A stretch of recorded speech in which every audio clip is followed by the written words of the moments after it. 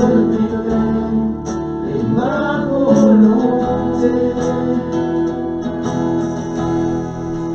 Mon désir, tout mon bien, c'est d'être près de toi, être près de toi. Me voici à tes pieds pour être près de toi, être près de toi. J'ai cherché au fond de mon âme et je n'y trouve aucune enfant qui Dieu auprès de toi se trouve maintenant. Je veux connaître et voir ta splendeur, mon désir, tout mon bien, c'est d'être près de toi, être près de toi. Me voici à tes pieds pour être près de toi, être près de toi. Mon désir, tout mon bien, c'est d'être près de toi, être près de toi. Me voici à tes pieds pour être près de toi, être près de toi. Tu ouvres le chemin, ô Sauveur, je suis à toi, mon roi. Tu ouvres le chemin, ô Sauveur, je suis à toi, mon roi. Je suis à toi, mon roi.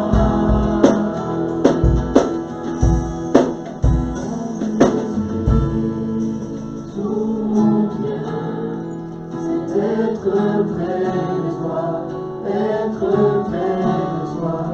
Me voici à tes pieds pour être près de toi, être près de toi. Mon désir, tout mon bien, c'est d'être près de toi, être près de toi. Me voici à tes pieds pour être près de toi, être près de toi. Mon désir, tout mon bien, c'est d'être près de toi, être près de toi. Me voici à tes pieds pour être près de toi, être près de toi.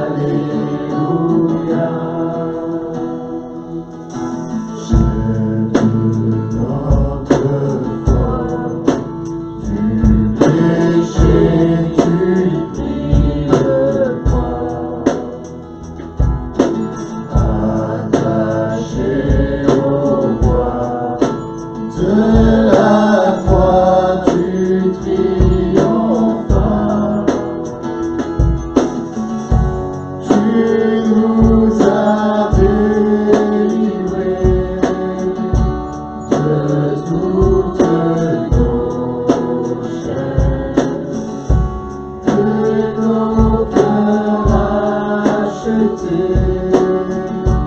C'est écrit, je t'aime. Que les nations célèbrent le plus beau des noms. Emmanuel, Dieu avec nous, trésor du ciel, tu vis en nous, reçois l'hommage et la louange de nos cœurs.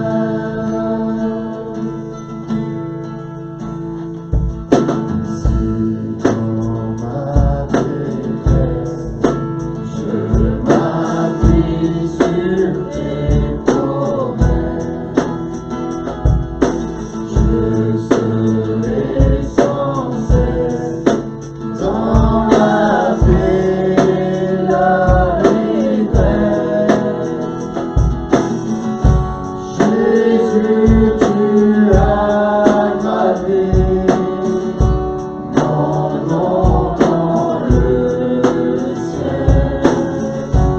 Oh, que je sois trouvé toujours fidèle.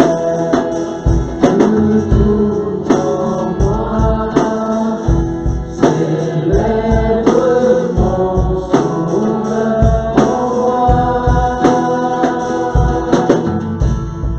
Emmanuel,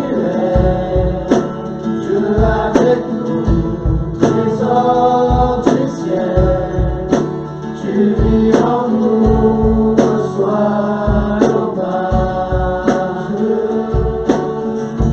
et la louange de nos cœurs. Emmanuel, Dieu avec nous, trésor du ciel, tu vis en nous, reçois l'hommage et la louange de nos cœurs.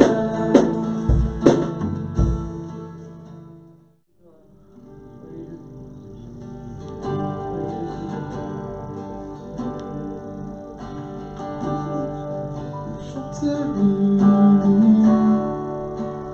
le rideau retombe, je fais simplement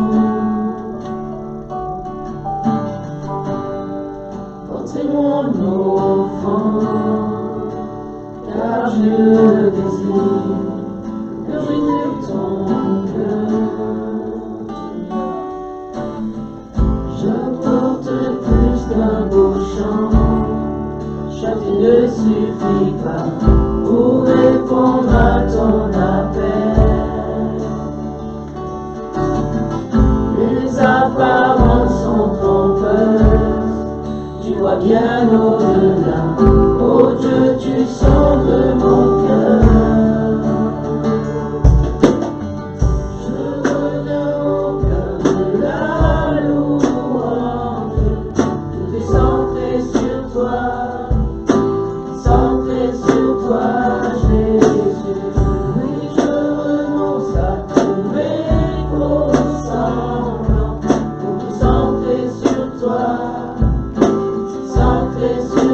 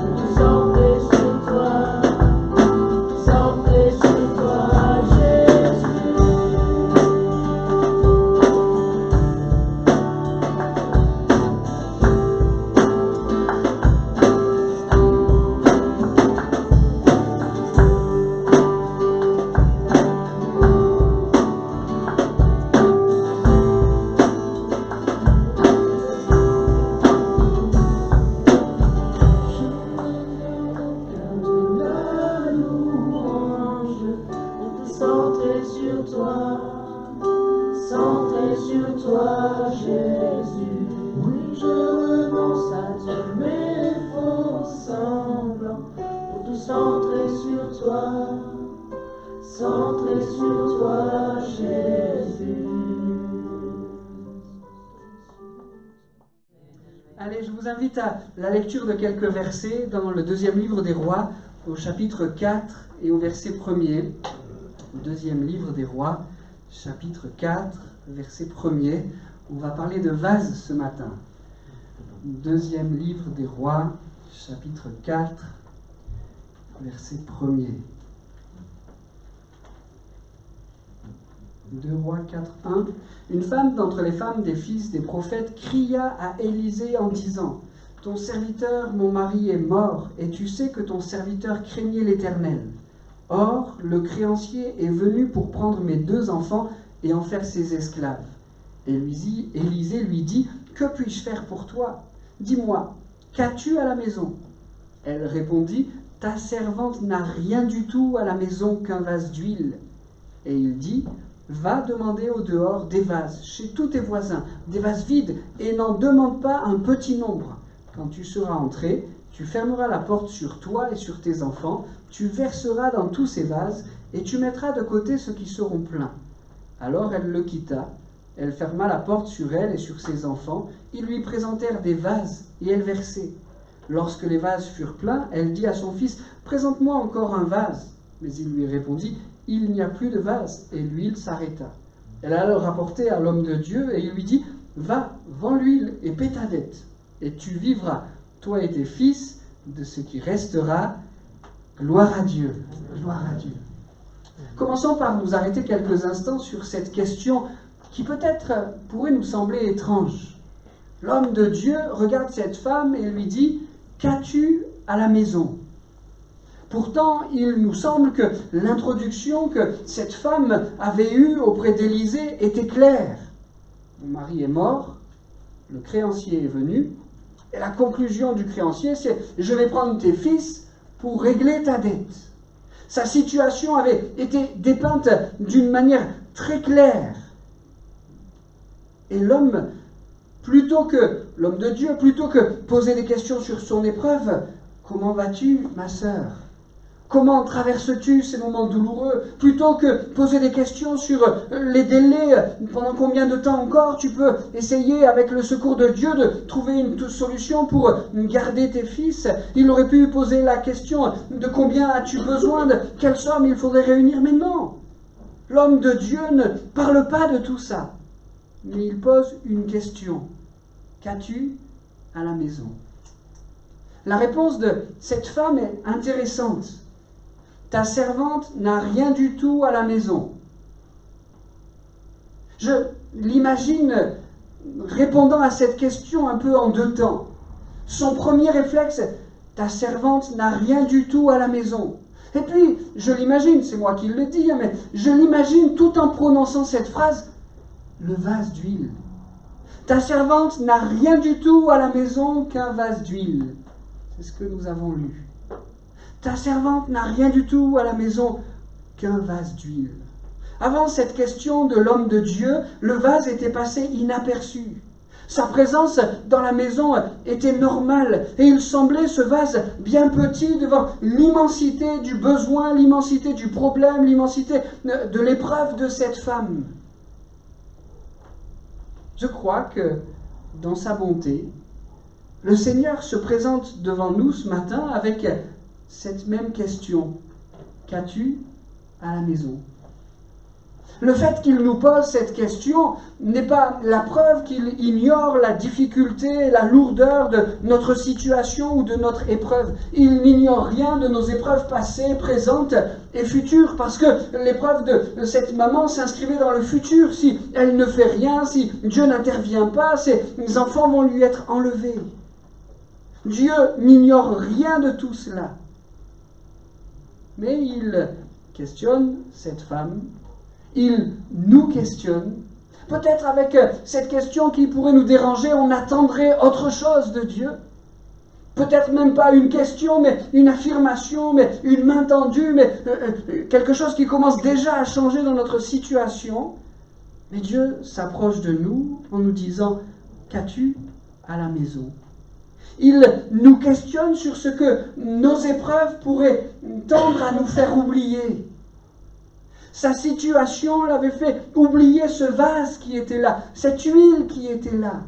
Et c'est le propre de nos épreuves, de nos moments difficiles, c'est que nous sommes toutes tournées, toutes concentrées sur ce qui fait notre situation et on en oublie ce que l'on a. Sais-tu que tu as un vase d'huile? Sais-tu que dans ta maison, sais-tu que dans ton cœur, sais-tu que dans ta situation, tu as un vase d'huile? Peut-être qu'il semble petit, insignifiant, mais je sais que tu en as un. Amen. On pourrait lire ce passage qui nous montre que Jérémie, dans son épreuve, et quelle épreuve, hein? Combien a-t-il souffert, combien a-t-il versé de larmes, si bien qu'un livre dans la parole de Dieu s'appelle les Lamentations de Jérémie. Mais voyons à la lecture de Lamentations 3, 19, voyons qu'au milieu de son épreuve, Jérémie a découvert son vase d'huile. Et voyons combien cela a été pour lui un secours. Lamentation 3, 19. Quand je pense à ma détresse et à ma misère, à l'absinthe et au poison, quand mon âme s'en souvient, elle est abattue au-dedans de moi. Si Jérémie avait arrêté là, on aurait pleuré avec lui. Mais il continue. Voici ce que je veux repasser en mon cœur, ce qui me donnera de l'espérance. Il découvre son vase d'huile. Les bontés de l'Éternel ne sont pas épuisées. Ses compassions ne sont pas à leur terme. Elles se renouvellent chaque matin. Oh, que ta fidélité est grande. L'Éternel est mon partage, dit mon âme. C'est pourquoi je veux espérer en lui. L'Éternel a de la bonté pour qui espère en lui. Pour l'âme qui le cherche, il est bon d'attendre en silence le secours de l'Éternel. L'épreuve ne doit pas nous faire oublier le vase. Il y en a un au fond de nos cœurs. Il y en a un dans chacune de nos maisons. Un vase que le Seigneur va utiliser pour faire éclater sa gloire en nous. Amen. Remarquons, la vie est faite de petits détails, et on sait que la parole de Dieu est inspirée jusque dans ces petits détails. Remarquons la réponse de cette femme. Je n'ai rien du tout. Elle insiste, elle ne dit pas simplement je n'ai rien, mais elle dit je n'ai rien du tout à la maison qu'un vase d'huile. Arrêtons-nous quelques instants sur ce qu'un. J'ai rien du tout à la maison. Ta servante n'a rien du tout à la maison. Qu'un vase d'huile. Et dans ce qu'un, il y a la marque de toute l'insuffisance. Ce vase d'huile n'est pas suffisant pour la sortir de sa situation. C'est une évidence. C'est les faits. La situation est comme ça. Je n'ai qu'un vase d'huile. Mais si ce vase est complètement insuffisant, si les faits sont là, on remarque, parce qu'on connaît la fin de l'histoire, que ça n'a aucune importance. Que le fait que ce ne soit qu'un vase d'huile, que le fait que ce vase soit à lui seul tout à fait incapable de changer la situation, ça n'a aucune importance. Et si nous cherchons à nous appliquer cela pour nous-mêmes, pardon de te le dire, mais ton vase est insuffisant. Ton vase est insuffisant pour te sortir de la situation. Mais laisse-moi rapidement continuer en disant que le Dieu qui t'a donné ce vase est infini. Lui est, j'allais dire suffisant, le mot est trop faible, hein. Lui est suffisant pour intervenir, pour agir, pour faire le miracle dans ta vie. Ton vase semble bien petit devant ton épreuve, devant ton défi, devant ton appel. On l'a entendu tout à l'heure. Je me cache derrière les bagages parce que je me sens tout petit devant mon appel, parce que mon vase d'huile, oui, il est bien là, parce que oui, il résonne bien dans mon cœur, mais il est insuffisant pour me donner la force de répondre à cet appel, d'honorer cet appel, de bien remplir cet appel. Ton vase semble bien petit devant ton projet, devant ta tristesse, devant ton manque. Et tu pourrais augmenter la liste avec ce qu'est ta situation en ce moment. Peut-être pas situation d'épreuve, mais situation de défi, situation où il faut aller de l'avant, où il faut changer de situation ou sortir du confort. Ton vase semble bien petit, mais le Dieu qui t'a donné ce vase est infini. Amen. Alors considère que si Dieu a voulu mettre ce vase à sa place, considère que si ce vase est insuffisant, Dieu se servira des circonstances pour intervenir dans ta vie d'une manière puissante. Amen. Alors peut-être certains disent dans leur cœur, mais Jean-Emmanuel, sois plus concret. Qu'est-ce que c'est que le vase que le Seigneur a mis dans ma maison? Qu'est-ce que c'est que le vase que le Seigneur a mis sur mon cœur? Le texte nous précise que c'est un vase d'huile. Et la Bible utilise souvent l'image de l'huile pour porter un message, pour parler à notre cœur. Ce vase d'huile avait de la valeur. Non pas parce qu'il y avait une pénurie, peut-être que votre vase d'huile au sens propre, au sens concret, là, à la maison commence à diminuer, il est difficile d'en retrouver. C'est pas cela qui lui donnait de la valeur. Dans la parole de Dieu, souvent, cette expression revient, le blé, le mou et l'huile. Souvent, Dieu dit qu'il donne le blé, le mou et l'huile. Cette expression, elle réunit ce qui est essentiel, ce qui est la base de l'alimentation. Tant qu'on a ces trois choses, ça peut aller. Le blé, le mou et l'huile. C'est des images. Le blé, vous savez, c'est ce que l'on dépose en terre, ce germe qu'on dépose en terre et qui porte beaucoup de fruits. Dans la parole de Dieu, souvent, c'est l'image de la parole. Alléluia. Le blé. Seigneur, ce vase que tu nous as donné, c'est aussi ce recours à ta parole. Tant que j'ai recours à ce qui est pour moi mon essentiel, ce qui est la base de mon alimentation spirituelle, ça va aller. Tu m'as donné un vase. J'ai ta parole. Le mou, c'est le jus de raisin pressé avant qu'il n'ait fermenté. Et là, bien sûr, ça nous parle de Jésus-Christ, de son sacrifice, de ce qu'il a accompli sur le bois de la croix. Et l'huile, on va y revenir dans un instant, c'est le Saint-Esprit. Tant qu'on aura ces trois choses essentielles, ça ira. Seigneur, tu as mis en nous un vase d'huile, ta parole, le sacrifice de Jésus-Christ, mais aussi le Saint-Esprit qui nous accompagne. Et parce que ces trois choses sont en nous, Seigneur, tu prendras soin de nous. Dans la parole de Dieu, l'huile, c'est aussi l'image d'une consécration persévérante. C'est ça aussi, le vase que le Seigneur a mis en nous. Une consécration qui persévère encore. Et tant que ce vase d'huile sera bien à sa place dans notre cœur, alors le Seigneur saura prendre soin de nous. Une consécration persévérante. Pourquoi je dis que la Bible utilise cette image pour parler de l'huile? Eh bien, je fais référence à ce texte que vous connaissez certainement bien, les vierges folles et les vierges sages. Les vierges sages avaient une réserve d'huile suffisante pour attendre l'époux, pour être prêtes au moment où l'époux passera. Une consécration était là, une consécration persévérante. Elle leur avait donné d'avoir cette ouverture d'esprit ou cette sagesse, je devrais plutôt le dire comme ça, cette sagesse de prendre de l'huile en quantité suffisante. Seigneur, donne-nous, quelles que soient nos circonstances, d'avoir en nous ce vase d'huile, une consécration qui persévère.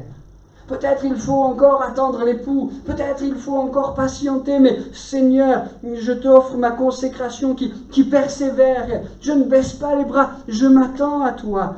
Tant que ce vase est dans nos cœurs, le Seigneur pourra en nous faire de grandes choses. Ces femmes s'étaient préparées, elles avaient les ressources nécessaires. Mais comment nous préparer? Jean-Emmanuel, sois concret. Ces femmes s'étaient préparées en prenant une réserve d'huile plus importante. Nous, aujourd'hui, au XXIe siècle, qu'est-ce que ça veut dire que se préparer? Je crois qu'il y a quelques jours de cela, Philippe a apporté la réponse dans sa prédication. Être trouvé prêt dans nos situations. C'est savoir vider nos cœurs de tout ce qui pourrait prendre la place de cette huile que le Seigneur voudrait verser dedans. Faire le vide de tout ce qui nous éloigne, de tout ce qui nous empêche. C'est ça, être prêt. Laisser à Dieu l'occasion de nous remplir jusqu'à déborder. Seigneur, aide-moi à me vider de tout ce qui n'est pas à ta gloire pour me laisser remplir par toi. Et puis aussi, enfin, pour essayer d'être concret, ce vase d'huile, c'est l'abondance du Saint-Esprit. Souvenons-nous, quelle que soit notre situation, souvenons-nous qu'il nous a donné ce vase d'huile. Dans le psaume 133, il y a ce Saint-Esprit qui est imagé par cette onction, par cette huile qui descend sur la barbe d'Aaron. Seigneur, merci pour le Saint-Esprit. Il nous est donné, il est ce soutien fidèle, il est ce consolateur, il est celui qui est avec nous, qui nous accompagne, il est celui qui nous permet de relever la tête, il est celui qui nous donne d'aller de victoire en victoire. Voilà ce qu'est notre vase.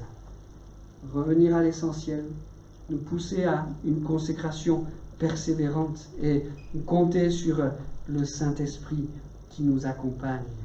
Nous avons un vase d'huile. Amen. Le prophète va aller plus loin qu'as-tu à la maison, ta servante n'a rien du tout, qu'un vase d'huile. Le prophète va plus loin et il va inviter cette femme à avoir une foi augmentée, une foi plus grande. Tu vas aller chercher chez tes voisins des vases et pas un petit nombre. Non seulement le prophète invite cette femme à la foi, mais en plus il l'invite à une foi encore plus grande. Bon, dans ton esprit, tu imagines demander 4, 5 vases. Non, non, non, non. N'en demande pas un petit nombre. C'est étonnant de voir comment dans le ministère du prophète Élisée, souvent la foi est liée à quelques chiffres. La bénédiction est numériquement liée, attachée à la foi. Ici, par le nombre de vases, n'en demande pas un petit nombre, mais tout au long de son ministère, bien souvent on voit cela. Par exemple, au moment où Élie est enlevé sur des chars de feu, quelques instants avant, Élisée demande une double portion de son onction. Devant 3 rois ennemis, Élisée recommande au peuple de creuser des fosses, des fosses. C'est comme cela que le texte le signale. Creuser des fosses, des fosses. Une répétition qui pousse le peuple à dire « N'en faites pas un petit nombre. Aujourd'hui, vous manquez d'eau, votre armée est complètement déshydratée. Le Seigneur va envoyer de l'eau, mais pour que vous puissiez la recueillir, pour que vous puissiez en bénéficier, il vous faut creuser des fosses. » Et on pourrait presque réutiliser l'expression ici « et pas un petit nombre ». Par cette répétition encore, Élisée pousse à une foi augmentée, pas un petit nombre, des fosses, des fosses. La première multiplication des pains se fait aussi avec et le prophète Élisée, 2 Rois 4, 42, 20 pains pour 100 personnes. Tout le monde disait que ça ne suffirait pas, mais le pain est partagé, tout le monde est nourri. Encore des chiffres qui augmentent la foi. Naaman doit se baigner 1, 2, 3, 4, 5, 6, 7 fois dans le fleuve pour être purifié de sa lèpre. Et on pourrait encore augmenter les exemples devant le roi d'Israël. Élisée l'invite à montrer sa foi. Je te donne un arc dans les mains, je mets des flèches dans ton carquois et tu vas prendre l'arc, prendre les flèches et tu vas les tirer à terre. Le texte nous dit que le roi va tirer 3 flèches et Élisée va dire « Mais malheureux, tu aurais dû en tirer bien plus davantage. Alors l'armée syrienne qui te combat aurait été complètement vaincue. » Une foi augmentée. Seigneur, augmente notre foi. Pardon pour les fois où nous avons pris qu'un petit nombre de vases. Pardon pour les fois où nous tirons que 3 flèches en terre, là où tu voudrais nous accorder une bénédiction augmentée. Pardon, Seigneur, pour les fois où nous avons manqué de confiance, manqué de foi. Pardon pour les petits nombres qui limitent ton intervention dans notre vie. Seigneur, augmente-nous, augmente notre foi. Vous savez, cette femme a eu une foi augmentée par le discours d'Élisée. C'est lui qui va faire grandir sa foi, il l'accompagne, il la guide. Tu vas faire comme ceci, comme cela, et pas un petit nombre. Cette femme, à l'écoute de la parole de l'homme de Dieu, va mettre sa foi en action et on sait pour quel résultat. Soyons des catalyseurs de foi pour les autres. Amen. Parce que si jusque-là nous avons pris ce texte en nous mettant à la place de cette femme, nous pourrions quelques instants là dire « Seigneur, sers-toi de nous comme tu t'es servi d'Élisée. » Oh, non pas que nous voudrions nous comparer, non pas que nous voudrions nous mettre à sa hauteur, mais Seigneur, sers-toi de nous.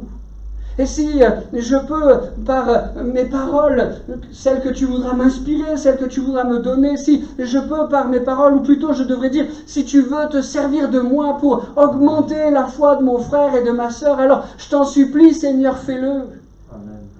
Et qu'à l'inverse, je ne sois pas celui qui détruit la foi.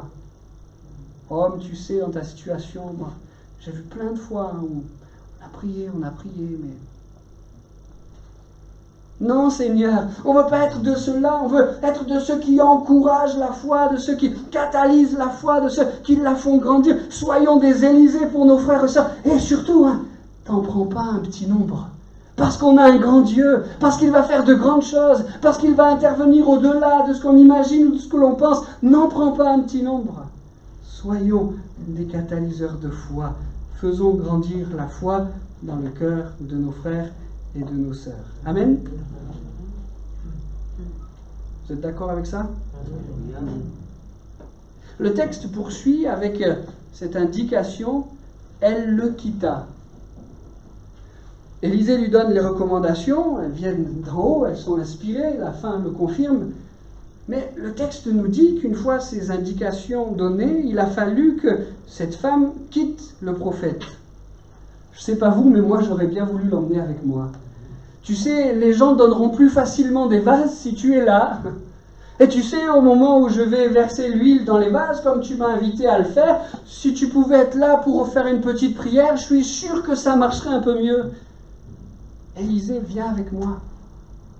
Mais non, les choses ne se sont pas passées comme cela. Il fallait qu'elle le quitte. Il y a des choses que l'on peut faire ensemble. Et il y a des choses que personne ne pourra faire à notre place. J'ai vite compris ça, enfant, dans le cadre de ma conversion. Vous le savez, j'ai grandi auprès d'une famille qui avait la foi et dès tout petit, j'ai vu le Seigneur intervenir dans la vie de mes parents, dans la vie de mes frères et de mes sœurs. J'ai déjà raconté beaucoup de témoignages sur mon enfance. Je ne sais plus si j'ai raconté celui-là. Ma sœur était atteinte de leucémie. Elle dépérissait, elle n'était plus que le reflet d'elle-même. Et le Seigneur a posé sa main et du jour au lendemain, la maladie est partie sans que les médecins ne puissent l'expliquer. Et j'ai vu Dieu agir dans la vie des membres de ma famille. Mais j'ai vite compris que si cela me faisait du bien de voir Dieu agir dans leur vie, cela ne m'épargnait pas la nécessité absolue de faire ma propre démarche. Et ce n'était pas leur foi qui allait me sauver, mais il fallait que ce soit la mienne que je mette en action. C'est pour nous devenu une évidence, vous êtes tous convaincus de ce que je suis en train de dire. La foi de la conversion doit être individuelle, ce n'est pas la foi de celui qui est à côté de moi qui intervient dans ma vie. C'est une évidence dans le domaine de la conversion, mais quelquefois ça nous paraît à tort un peu moins évident dans le domaine de la marche chrétienne. Ici, dans ce texte, la communion fraternelle, elle est indispensable. Et cet échange que cette femme va avoir avec le prophète Élisée va pour elle être indispensable. Ça va faire naître dans son cœur, comme on l'a dit tout à l'heure, la foi, et cette femme va pouvoir rebondir après ce moment de communion fraternelle. Communion fraternelle indispensable, mais pas autosuffisante. Merci Seigneur pour la communion fraternelle, mais aide-moi à faire ce que personne ne pourra faire à ma place. Aide-moi à être sérieux dans ce que je dois mettre en place pour que ma situation change. Oh, je ne suis pas en train de vous dire, elle le quitta, bon ben, je vais quitter l'église. Le pasteur a dit qu'il fallait que je quitte l'église, que je fasse ma part, etc. Je ne dis pas ça. Hein. D'ailleurs, la parole de Dieu tout entière nous montre l'importance de la communion fraternelle, l'importance de l'Église locale. Ne soyons pas des enfants emportés à tout vent de doctrine. Dès qu'on entend quelque chose, on y vole. Non, c'est pas ce que je suis en train de dire. Pas quitter l'Église, mais faire ce que l'Église ne peut pas, faire ce que l'Église ne doit pas faire à ma place. Seigneur, je veux être sincère dans cela et faire ce que tu attends de moi. Il fallait que ce soit cette femme qui aille frapper à la porte de ses voisins pour récupérer un grand nombre de vases. Seigneur, je veux faire cela de tout mon cœur. Merci pour la communion fraternelle, mais merci aussi de me donner d'être sérieux dans ce que les autres ne pourront pas faire à ma place. Le texte poursuit en disant que cette femme a fermé la porte de sa maison. C'est étonnant, non? Si on essaye de comprendre un peu ce qui se passe, on pourrait essayer de trouver une explication ou une autre pour le fait qu'il fallait que cette porte soit fermée. Peut-être que cette femme avait peur que les vases, une fois remplis, partent en courant. Cette hypothèse ne tient pas bien. Peut-être que cette femme avait peur que quelques badauds, quelques passants, étonnés de ce qu'elle avait réclamé des vases, viennent voir ce qui se passe. Eh bien, ma foi, s'ils avaient assisté à ce grand miracle, eh bien, gloire à Dieu. Mais pourquoi? Pourquoi cette porte était fermée? Je crois que la seule explication, c'est la valeur du lieu secret. Il s'en passe des choses dans le lieu secret. Je suis convaincu que les victoires que Moïse a remportées se sont davantage décidées dans le lieu secret. Je lui parle comme on parle à un ami. Je suis convaincu que ces victoires, elles se sont davantage passées dans le lieu secret qu'au simple moment où il a levé son bâton. Je suis convaincu que la victoire de David contre Goliath s'est davantage menée dans le secret que dans ce moment où il a pris la fronde et les cailloux, même que dans ce moment où, comme si cela était un entraînement, il a dû vaincre l'ours et le lion. Dans le lieu secret. Ferme la porte de ta chambre. Tiens-toi dans le lieu secret. Seigneur, aide-nous. Aide-nous à nous tenir dans le lieu secret. Bien des victoires se préparent là. Bien des miracles se gagnent là. Mon frère, ma sœur, il s'en passe des choses quand tu fermes ta porte. Il s'en passe des choses quand tu plies les genoux dans ton lieu secret. Le Seigneur le voit. Amen. Le texte poursuit et indique qu'il fallait que cette femme mette de côté les vases qui seraient pleins. Encore une fois, essayez avec moi de vous mettre à la place de cette femme. Elle est allée demander un grand nombre de vases. Sa maison ressemble plus à un troc qu'à une maison d'habitation. Il y a des vases partout. Et avant de commencer à remplir ces vases, cette femme va dire à ses enfants, attendez. Dans dans le fait que tout soit rempli, que tout soit plein, il faut qu'on fasse une place, il faut qu'on réserve un endroit pour mettre les vases pleins. Les enfants ont dû regarder avec des yeux grands comme ça. Maman, tu as vu le vase d'huile? Tu as vu le nombre de vases qui sont là? Et tu penses pouvoir, avec ce petit vase d'huile que tu avais oublié quelques instants avant, tu penses qu'avec ce petit vase d'huile, tu vas remplir les autres et qu'on a besoin de place pour mettre à part les vases qui seront pleins? Je ne sais pas quel âge avaient ces enfants. Je ne sais pas s'ils avaient fait beaucoup d'études de physique, chimie ou de mathématiques, mais pas besoin d'être un génie pour comprendre que le volume du vase était complètement insuffisant pour remplir tous les vases. Mais cette femme a eu la foi, on va mettre ici les vases qui seront pleins. Et alors qu'elle va prendre ce qu'un instant auparavant elle dénigrait, je n'ai qu'un vase. Alors qu'elle va prendre ce vase entre ses mains et qu'elle va se mettre à verser, elle va être le témoin, ses enfants avec elle, d'un miracle renouvelé. L'huile coule, l'huile coule, l'huile coule. Maman, on a rempli un premier vase. Ben oui, je te l'avais dit, mets-le à l'endroit qu'on a prévu. Et puis l'huile coule encore, l'huile coule encore. Et là, l'émotion commence à grandir dans le cœur des enfants. Maman, j'ai l'impression qu'on va remplir un deuxième vase.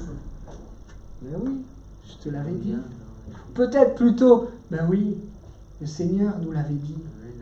Et puis un troisième, un quatrième, je ne sais pas combien ils en ont rempli. Mais quel miracle extraordinaire.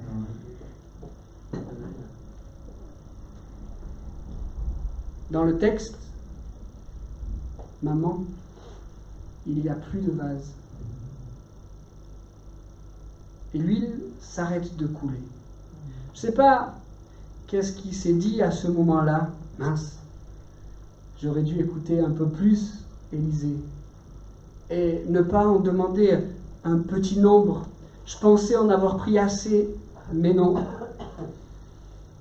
Combien de fois ça nous est arrivé d'avoir un petit peu la même réaction? Mince, j'aurais dû écouter Dieu. Vous savez, je suis quelqu'un d'un tempérament inquiet. Si je fais un peu le résumé de ma vie, je me rends compte que la plupart du temps, je me suis inquiété pour rien. J'étais inquiet pour mes résultats. Quand je savais que c'était la période où le bulletin de vote allait... le bulletin de notes allait arriver à la maison. Le trimestre est fini et le facteur va amener le bulletin. L'inquiétude, le poids était sur mon cœur. Est-ce que ma moyenne va être satisfaisante?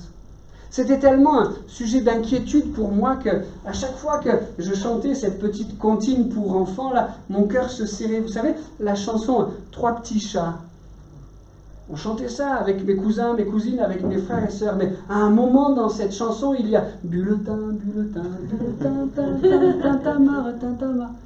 Je refusais de chanter cette chanson parce que bulletin, juste le fait de dire ce mot, mon cœur se serrait. Aïe, aïe, aïe, le bulletin de notes. Inquiétude sur mon cœur. Et puis, à chaque fois, et surtout maintenant avec le recul, je me dis comme certainement cette femme s'est dit, j'aurais dû écouter Dieu. Il a pourvu. J'étais inquiet pour mon orientation. Les professeurs, notamment mon professeur principal, me disaient « Jean-Emmanuel, il faut que tu te décides dans ton orientation. » Je dis « Mais moi, je vais être pasteur. » Je dis ça dans mon cœur. Hein. Moi, je vais être pasteur. Le Seigneur m'a appelé. Je ne sais pas qu'est-ce que je vais faire d'autre. Et j'étais inquiet, Seigneur, je ne veux pas me tromper, qu'est-ce que tu veux comme métier pour moi? Avec le recul, je dis, tu t'es inquiété pour rien. J'aurais dû écouter Dieu. Il a tout dirigé, il a tout conduit. J'étais inquiet pour mon mariage. Des sentiments commençaient à naître, ils étaient même bien forts dans mon cœur pour Céline. Mais quelle inquiétude! Est-ce que tu ne te trompes pas? Est-ce que c'est bien celle que le Seigneur t'a prévue? Est-ce que c'est bien avec elle que le Seigneur va guider tes pas? Est-ce que en l'épousant, tu ne sors pas de la volonté de Dieu pour toi? Et j'étais inquiet, inquiet. Et puis, avec le recul, je me dis, je me suis fait du souci pour rien. J'aurais dû écouter Dieu. Inquiet pour mes prédications. Ma première prédication, je l'ai préparée pendant 2 mois peut-être. Et puis... je suis présenté un dimanche après-midi devant l'église. J'ai parlé pendant moins de 10 minutes à la vitesse de l'éclair. Et une fois ces 10 minutes terminées, j'étais épuisé, j'avais plus rien à dire et je suis parti m'asseoir. Mon maître de stage, qui était mon père, avait prévu le coup. Il est monté sur l'estrade et d'abondance, il a continué la prédication. Mais quelle inquiétude pour moi! Avec le recul, Seigneur, on s'inquiète de beaucoup de choses. Mais on devrait un peu t'écouter, je le dis pour moi. En tout cas, j'aurais dû écouter Dieu, inquiet pour mes voitures, inquiet pour le logement. Et j'ai encore aujourd'hui de nombreux sujets d'inquiétude. Seigneur, bénis les enfants que tu nous as confiés. Garde-les. J'ai encore de nombreux sujets d'inquiétude. Est-ce que pour l'église, Seigneur, l'église ici à Bolène, Seigneur, est-ce que je vais être à la hauteur? Est-ce que tu vas la bénir? Dans les responsabilités au sein du mouvement, quelques inquiétudes, Seigneur. Est-ce que tu vas bénir à la hauteur des attentes? Jésus-Christ a dit, qui de vous, par ses inquiétudes, peut ajouter une coudée à la durée de sa vie. Pourquoi vous inquiétez-vous du vêtement, etc., etc. Est-ce que nous ne devrions pas écouter Dieu?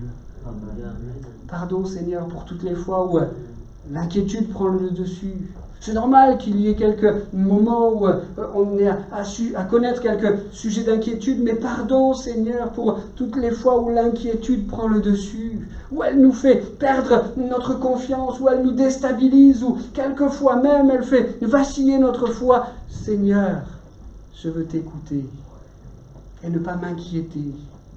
Tu es celui qui intervient et qui intervient de manière miraculeuse. Amen. Alors ce matin, écoutons celui qui nous invite à ne rien craindre. Ce que dit la parole de Dieu, à ne rien craindre. Notre boulot, je mets des guillemets, c'est de prendre un grand nombre de vases vides. Si Dieu nous demandait de prendre un grand nombre de vases pleins, de vases d'huile, cela serait en dehors de nos capacités, en dehors de nos cordes. Mais prendre des vases vides, est-ce que ça on ne peut pas le faire? Par la foi, présenter à Dieu des vases vides en disant « Seigneur, je ne m'inquiète pas. Toi, tu vas les remplir. Seigneur, je te présente juste ce qui est dans mes cordes, des vases vides, mais je te fais confiance. Toi, tu ne m'abandonneras pas, et toi, tu les rempliras.